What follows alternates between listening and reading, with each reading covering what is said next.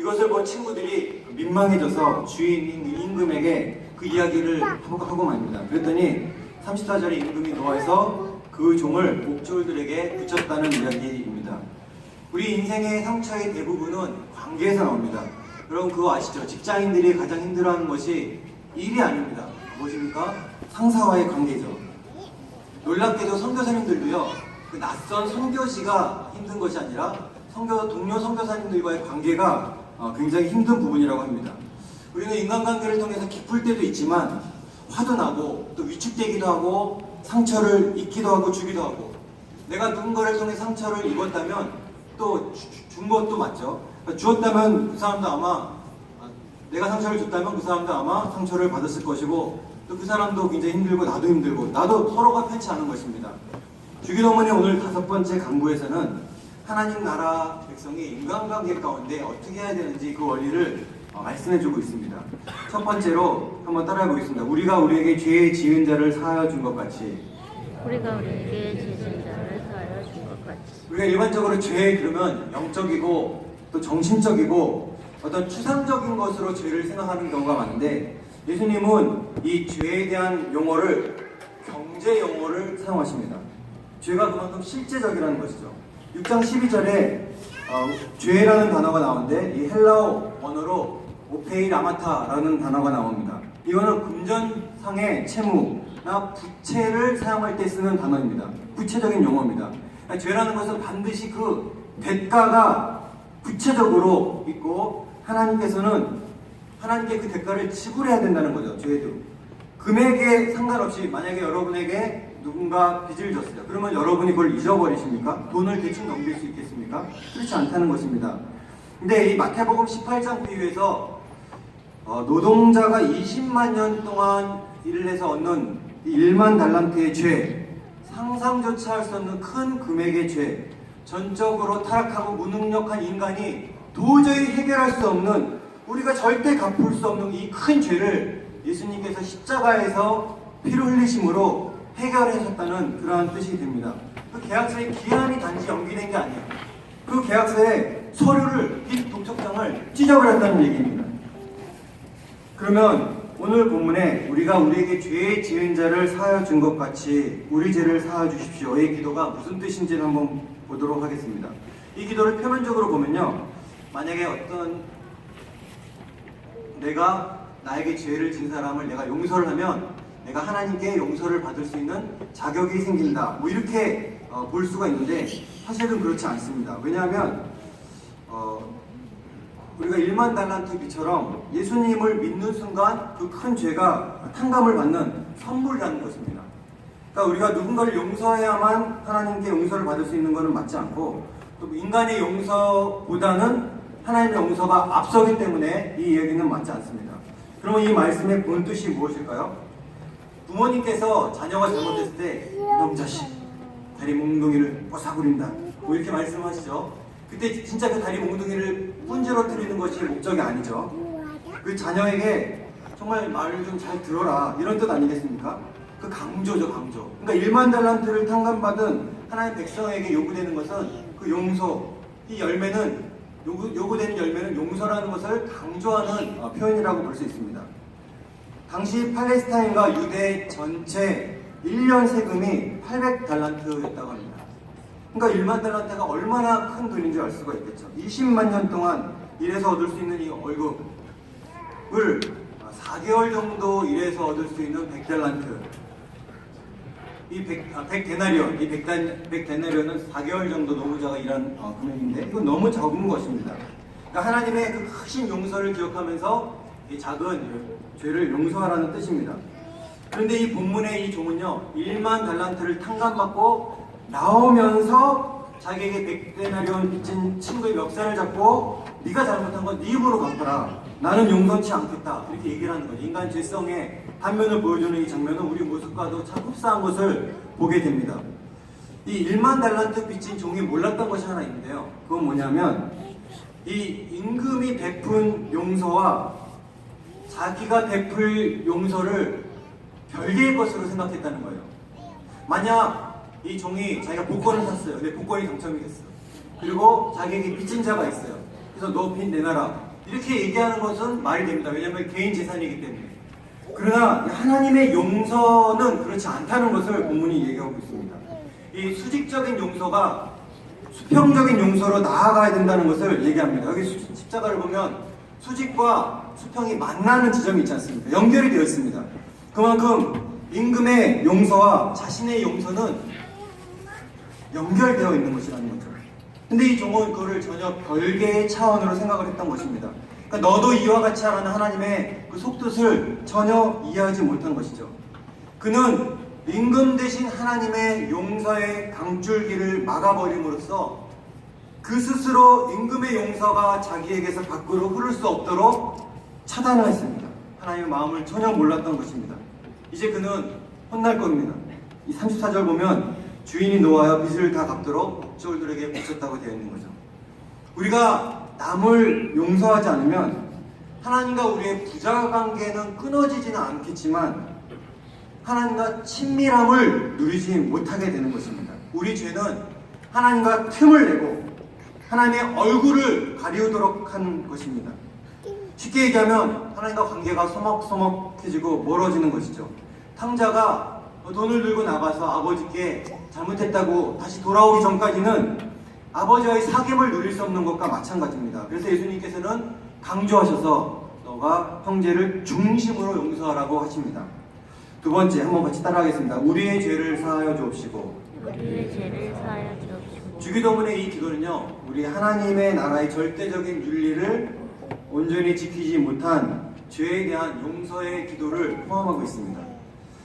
제자들은요, 예수님을 통해 1만 달란트의 빚을 탕감받고 하나님의 자녀, 즉 파테르라고, 아버지라고, 아빠라고 부를 수 있는 하나님과 완전히 새로운 관계로 들어갔습니다. 주님은 그리고 제자들에게 산상수훈을 통해서 완전히 하나님의 자녀로서 새로운 삶과 윤리를 요청을 받았습니다. 예수님은 서로의 관계에 대해서 이렇게 가르치셨죠. 형식적이나 조건적인 윤리가 아니라 절대적이고 무조건적인 천국 시민의 윤리로 살아가라고 말씀하셨습니다. 여러분, 어떤 프로그램에 이런 질문하는 걸 제가 들었는데요. 연애를 하는데 크리스마스 날이 됐습니다. 그래서 내가 선물로 아이패드를 들고 나갔어요. 근데 그 여자친구가 벙어리 장갑을 들고 나왔다면 이 아이패드를 그 여자친구에게 줄 것인가 말 것인가? 여러분 어떻습니까? 얼마나 조건적인 시대인지를 알 수 있는 단면이죠. 예수님은 천국에 들어가기 위해서 너의 의가 바리새인보다 낫지 않으면 결단코 천국에 들어갈 수 없다고 말씀하십니다. 여자를 보고 음욕을 품지 말아야 하고 오른뺨을 맞으면 왼뺨도 돌려줘야 됩니다. 오리를 가자면 십리를 가주어야 됩니다. 예수님의 이러한 말씀은 자연스럽게 제자들에게 자신의 무능력함에 대한 고백이 나올 수밖에 없는 것입니다. 우리도 마찬가지죠. 하나님의 아들이신 예수님의 십자가의 죽으심과 피의 공로로 하나님과 자녀의 관계로, 아빠라고 부를 수 있는 그 파테르의 관계로 들어갔어요. 하나님 아버지의 당연한 요구, 너희는 이렇게 살으라. 이거를 우리가 거역할 수 없는 명령이 되었죠. 그러나 실상에서는 최선의 노력을 다해도 이거를 다 지킬 수가 없는 이 현실 앞에서, 하나님 앞에서 부끄러움이 있습니다. 그리고 이 무한한 하나님의 사랑으로 주어진 천국 시민의 그 윤리를 완벽하게 지킬 수 없는 철저한 자기인식이 있죠. 거기서 우리는 우리의 죄를 사하여 주옵소서라는 기도가 자연히 나오게 되는 것입니다. 이 천국의 누룩 비유는요, 내면적인 성장을 말합니다. 한번 따라해볼까요? 내면적인 성장. 가치관이 변하고 세계관이 변하고 관계가 변하는 것을 이야기합니다. 이 내면의 변화를 통해서 하나님 나라가 전파가 된다는 것입니다. 예수님은 외면을 추구하는 바리새인의 경건주의를 비판하셨어요. 아니, 겨우 손 닦고 그리고 음식을 가려먹는 정도로, 그 정도 경건주의로는 이 사회를 변혁시키는 누룩의 힘이 결코 나타나지 않는다는 것입니다. 또 열심당원들, 무력으로 힘의 혁명을 통해서 로마를 쫓아내자는, 그리고 하나님 나라를 이 땅에서 재건하겠다는 그 힘의 혁명도 반대하신 것이죠. 예수님은 겨자씨 비유나 누룩의 비유처럼 변화된 하나님 나라의 생명력이 있는 한 사람이, 변화된 한 사람이 하나님의 사랑을 통해, 은혜를 통해 용서하고 그 용서가 이웃에게 전달될 때 듣는 이의 내면의 변화를 통해서 하나님의 나라가 확산된다고 말씀하셨습니다. 그 용서가 이웃에게 전달되는 거죠. 요즘은 약간이라도 무시당했다고 생각하면, 그 자존심의 상처를 입으면 못 견뎌하는 시대에 있습니다. 조금 더 손해를 보려 하지 않습니다. 용서가 없죠. 운전하다가 옆차가 끼어들면 어떡합니까? 바로 화를 냅니다. 어떤 사람은 앞차가 좀 화가 나겠다고 앞차를 막 들이받는 사람도 있어요. 스테인레스가 굉장히 많은 시대입니다. 누가 그런 얘기 하더라고요. 새 차를 샀는데 기스나면 어떻게 할 것이냐, 다른 차가 나를 받을 때까지 기다리겠다고 그런 얘기도 합니다. 뒤에서 차가 부딪혀도 앞 범퍼까지 맡길 수 있는 그러한 준비를 하고 있습니다. 그럼 너무 스트레스가 많아서 직장 생활을 하면서도 허니 버터칩이 허니 버티어 칩 이러고 그렇게 보인다고. 그러니까 너무 스트레스가 많고 분노가 가득 차 있고 자기 사랑으로 가득 차 있는 우리가 시대 가운데 살고 있습니다. 남을 용서하거나 배려 전혀 없습니다. 이럴 때일수록 그리스도인이 정말 빛날 수 있는 시대입니다. 자신을 무시하면 못 참아도 역사를 주관하신 하나님은 무시하는, 그러면서도 아무 감각이 없는 그리스도인들도 있습니다. 죄의 본질이라는 것은 하나님의 자리에서 끌어내리는 것입니다. 가끔 하나님을 기억합니다. 그 외에는 하나님을 잃어버리고 일주일 내내 아무 생각 없이 함부로 대하고, 전도하라 그래도 아무 생각이 없는 거죠. 하나님의 뜻에는 관심이 없어요. 그냥 내 뜻, 내 주장대로 살아가는 것이죠. 많은 그리스도인들이 그래서 기쁨을 잃어버리고 삽니다. 구원의 감격을 잃어버린 거죠. 왜? 내가 얼마나 심각한 죄에서 용서함을 받았는지, 일반 달란트의 빚을 탕감받은 그 감격이 없기 때문에 그 기억을 잃어버린 것은 비극입니다. 어떤 분은 일주일에 한 번 교회를 와주면 하나님께 대해서 의무를 다했다고 생각을 하기도 합니다. 술 안 마시고 담배 안 피면 하나님의 백성으로 나는 경건하게 살고 있다고 충분한 조건이라고 생각하는, 이것이 바리새인의 경건주의입니다. 물론 술, 담배 안 하는 건 당연한 거겠지만, 그러나 이런 형식적인 삶으로는 세상이 결코 변하지 않는다고 예수님 말씀하시는 거죠. 오히려 예수님은 겉모습만 중시하는 이 바리새인들을 신랄하게 비판을 하십니다. 왜 그래요? 손 닦고 음식 가려 먹는 것으로는 하나님이 원하시는 우리 마음에서 나오는 이 죄를 통제할 수가 없기 때문입니다. 우리 안에 있는, 어떤 분은 심정이라고 그러더라고요. 이 마음에서부터 더러운 것이 나오는 것입니다. 그래서 우리는 행동을 넘어서 본질의 변화가 일어나지 않으면 안 된다는 것을 말씀하고 있습니다. 그래서 실제 하나님 나라 백성으로서 어떻게 이웃과 관계를 맺고 살아야 되는지 이 마태복음 6장 12절 주기도문에서 가르쳐주는 것이죠. 우리는 하나님이 우리의 원죄, 아담의 실존적인 죄에 대해서 1만 달란트 빚을 탕감받은 것처럼 어마어마한 죄사함을 이미 받았습니다. 그에 비해서 0.00001%도 안 되는 100데나리온 정도의 우리에게 욕하고 피해를 입힌 이웃에 대해서 용서하지 않으면 우리도 참 용서가 없는 것입니다. 주기도문은 청원, 요청이기도 해요. 하나님 이렇게 해주십시오. 그러나 이렇게 하겠습니다 라는 서원도, 서약도 함께 들어가는 것입니다. 죄를 용서해 주십시오 라는 청원과 나에게 죄 지은 자를 용서하겠습니다 라는 그러한 고백, 서약으로 이루어진 것입니다.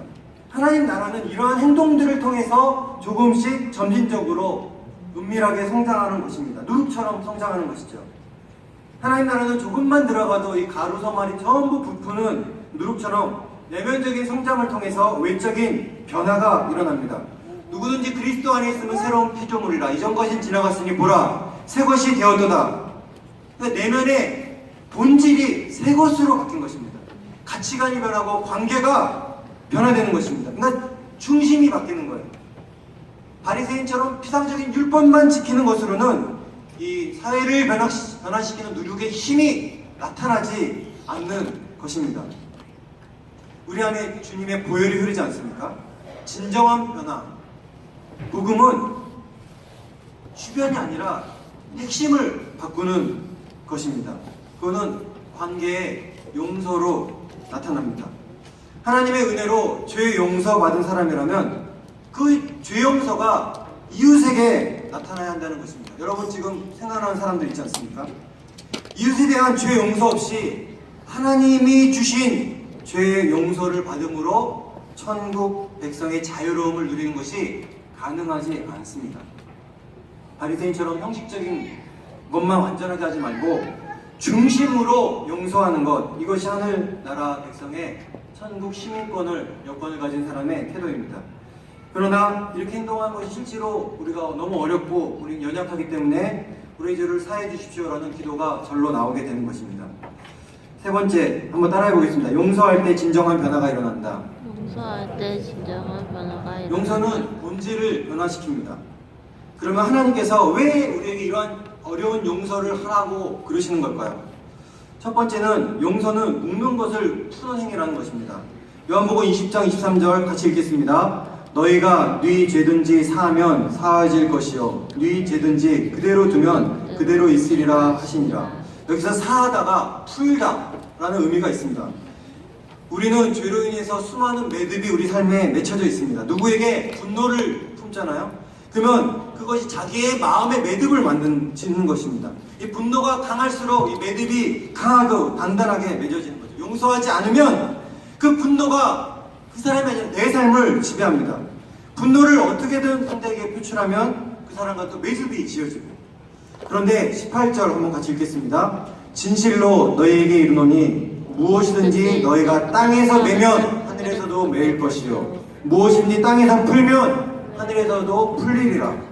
하나님께 받은 은혜로서, 일반 달란트의 은혜로서 한 사람을 용서할 때 우리는 우리의 삶이 더 이상 그 죄나 상처에 의해서 결정되지 않도록 우리의 삶을 풀어주는 것입니다.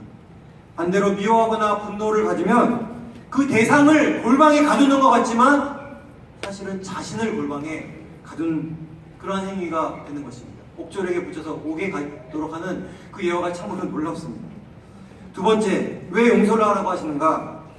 따라해보겠습니다. 용서를 하면 하나님의 마음을 알 수 있다. 저는 이번 주에 용서에 대한 말씀을 준비하면서 마음이 굉장히 많이 아팠습니다.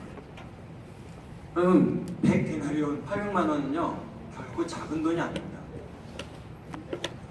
그래도 말씀을 쫓아서 말씀을 설교를 해야 되니까 통스럽게 용서를 하려다 보니 제 힘만으로는 진짜 안 되더라고요. 그러나 제가 용서를 하려고 노력하다 보니까 그 용서하려는 그 상대의 모습 속에서 저희 죄성이 투영되어 보이는 것을 보게 됩니다. 우리 그리스도인들은요 사랑의 죄에 빚을 지은 사람입니다. 사랑의 빚을 진 사람입니다. 그러니까 용서가 내 힘으로는 어렵지만 주님의 사랑을 덧입으면 가능한 것입니다. 제가 직장에 갔습니다. 첫 월급을 받았는데요 눈물이 핑 도는 거예요. 야, 우리 말이 없으신 우리 아버지 힘들다는 말 한마디도 안 하셨는데 이 고생하고 이 욕 먹고 이렇게 하면서 나를 평생 키우셨구나 하면 눈물이 진짜 핑 돌더라고요. 그럼 자녀를 키우면요 아이 키우는 것이 얼마나 어려운지 알 수 있습니다. 그토록 나를 키우신 어머니의 마음을 알게 되는 것입니다. 말 안 듣고 끊임없이 보채는 아이들을 보면서 힘들 때마다 아, 우리 엄마도 엄마가 필요했을 텐데 나는 엄마한테 너무 무심했구나 이런 생각이 드는 거죠. 우리가 용서를 하다 보면 우리를 용서하신 하나님 아버지의 마음을 깊이 알아갈 수 있습니다. 직장을 다녀보면 아버지의 마음을, 아이를 키워보면 어머니의 마음을 알 수 있듯이 용서를 해보면 하나님의 마음을 조금이나마 알 수 있고 예수님이 우리의 죄 때문에 그 십자가를 지시며 말할 수 없는 고통을 당하실 수밖에 없는 나의 죄성을 직면하게 되면 마음이 아픈 것이죠.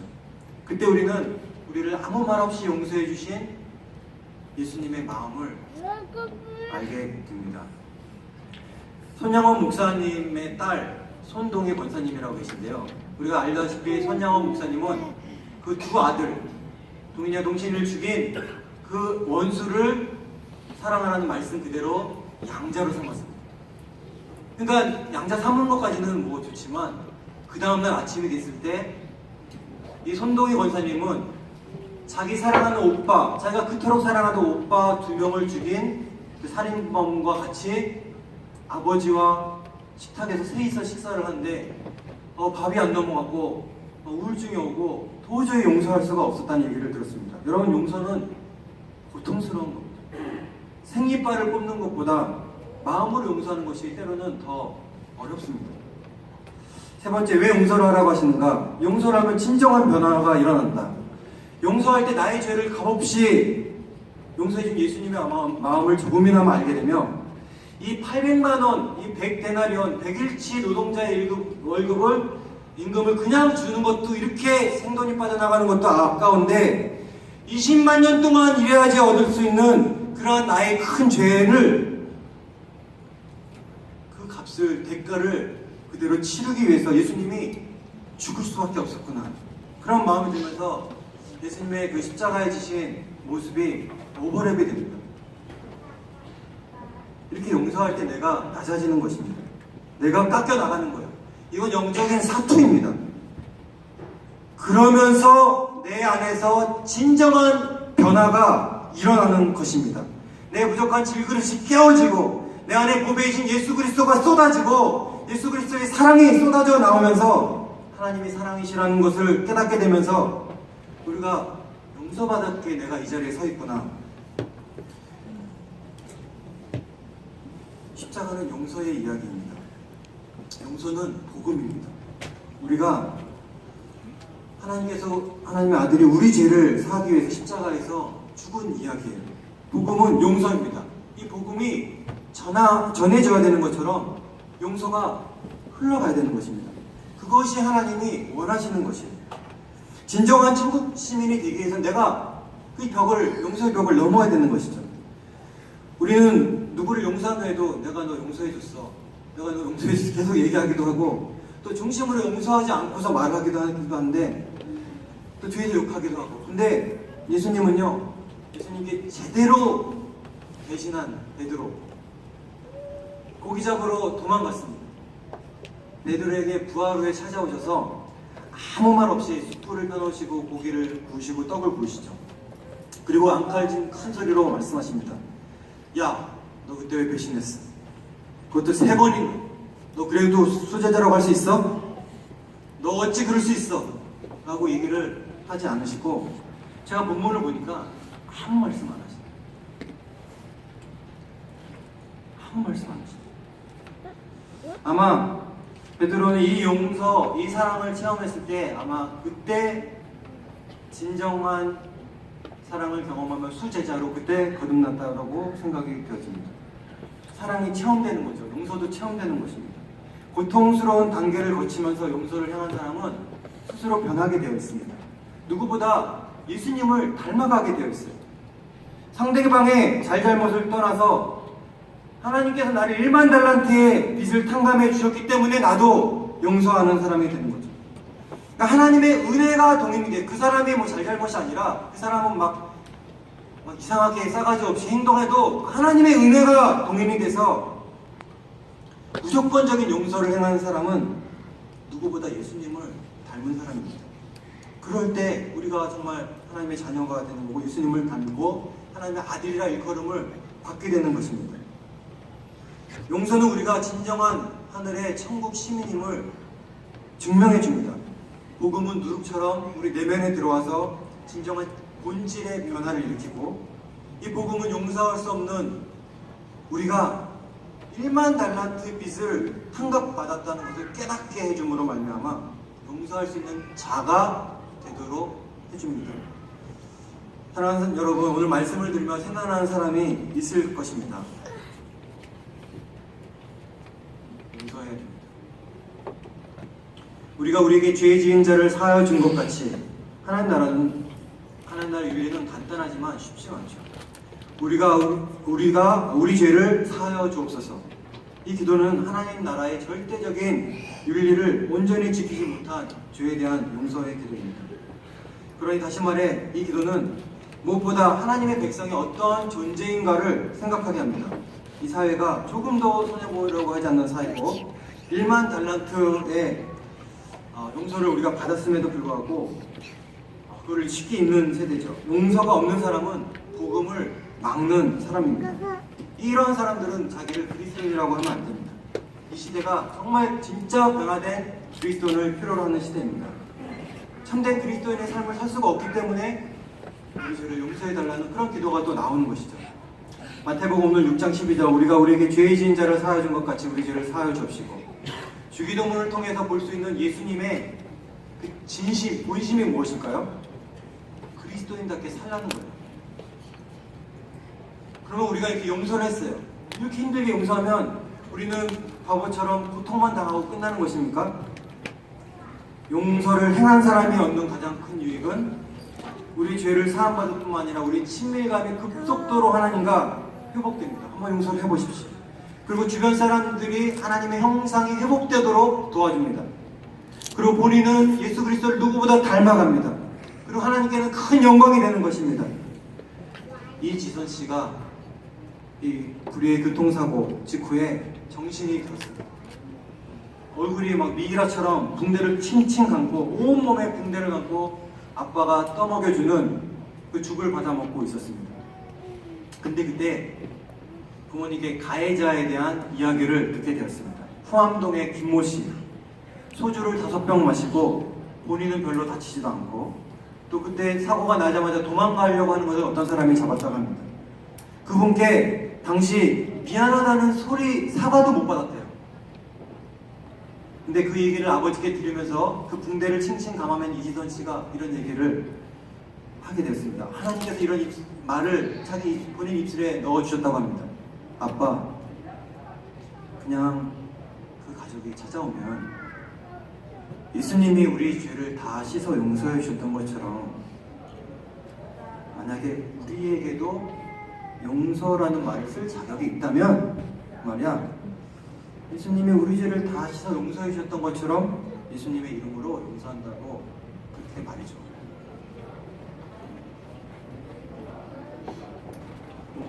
미워하고 저주하는 마음이 어떤 거죠? 하나님께서 마음을 붙잡아 주셨습니다. 아마 그렇게 했으면 본인이 옥에 갔을 수도 있죠. 이지선 씨가 그런 고백을 했습니다. 여러분 잊지 마십시오. 기독교는 용서의 종교입니다. 이 용서는 하나님께서 한번 하시고 끝난 게 아니에요. 우리 평생에 우리의 삶을 통해서 지속적으로 흘러나가야 하고 반복되어야 되는 것입니다. 일용할 양식을 위해서 매일 기도하듯이 매일 주님의 용서에 그리스도의 진한 피가 흐르는 삶이 되기를 축원합니다. 우리 같이 주님께서 우리의 평화가 되셨다는 이 찬양을 같이 올려드리겠습니다. 주님은 용서를 위해서 피를 흘리셨습니다. 주님은 모든 우리와 하나님과의 1만 달란트의 그 빚을 청산하셨습니다. 그 담을 모두 헐어버리셨습니다. 네, 찬양하겠습니다.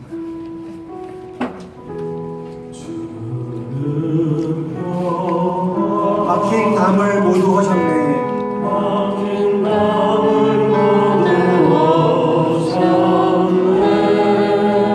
주는 평화.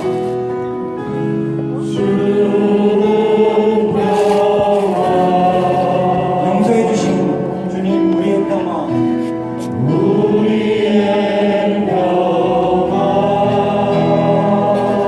대가 없는 평화가 아니죠. 주는 평화.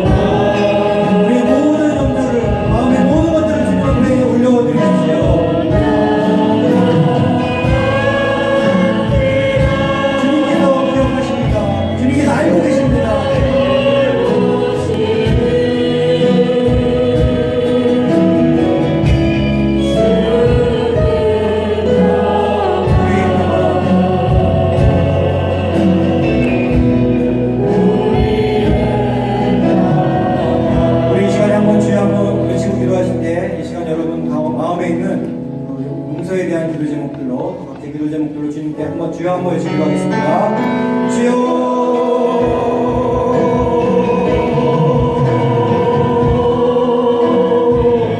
우리에게 죄 지은 자를 사하여 것 같이 우리의 죄를 사하여 주옵소서. 용서를 할 때 진정한 나라가 일어나고, 용서를 할 때 그리스도를 닮아갈 수 있고, 용서를 해야만 그리스도인이라 부를 수 있고, 용서는 모든 것을 푸는 행위입니다. 용서는 하나님의 마음을 알 수 있고, 하나님께서 우리를 일반하는데 그런 죄를 사하여 주셨습니다. 그 주님의 영원하신 역사를 받은 우리가 용서 안 할 수 없는데 하나님 것이 얼마나 힘들고 공동스럽고 아픈지 모르겠습니다. 아버님을 용서하여 주시고 우리 죄를 사하여 주시고 다시 한번 주님을 사랑하며 우리가 친밀함을 가지며 예수 그리스도를 닮아가는 하나님의 그 영광의 이름을 용서할 수 있도록 하나님 우리를 불쌍히 여겨 주시옵소서. 아버지 용서를 할 수 있도록 주님 잡아주옵소서. 주님, 우리는 말할 수 없는 죄사함의 은혜를 받았습니다. 우리도 너도 그와 같이 하라는 말씀대로 천국 시민의 용서의 삶을 살게 하여 주시옵소서. 용서하며 고통이 있을지라도 십자가 고통을 참으신 주님의 마음을 생각하며 예수님을 닮아가게 하여 주시옵소서. 용서할 수 있는 은혜를 허락하여 주시옵소서. 예수님 이름으로 기도합니다. 우리 별단의 찬양 한번 부르도록 하겠습니다. 우리가 연약하지만 주여 우리 죄를 사해달라는 기도입니다. 우리가 용서의 삶을, 천국 시민의 삶을 살아야 되지만 우리가 연약해서 할 수가 없습니다. 주여 우린 연약합니다. 기도하실 분들 기도하시고 우리 별단의 찬양으로 하나님께 올려드리도록 하겠습니다.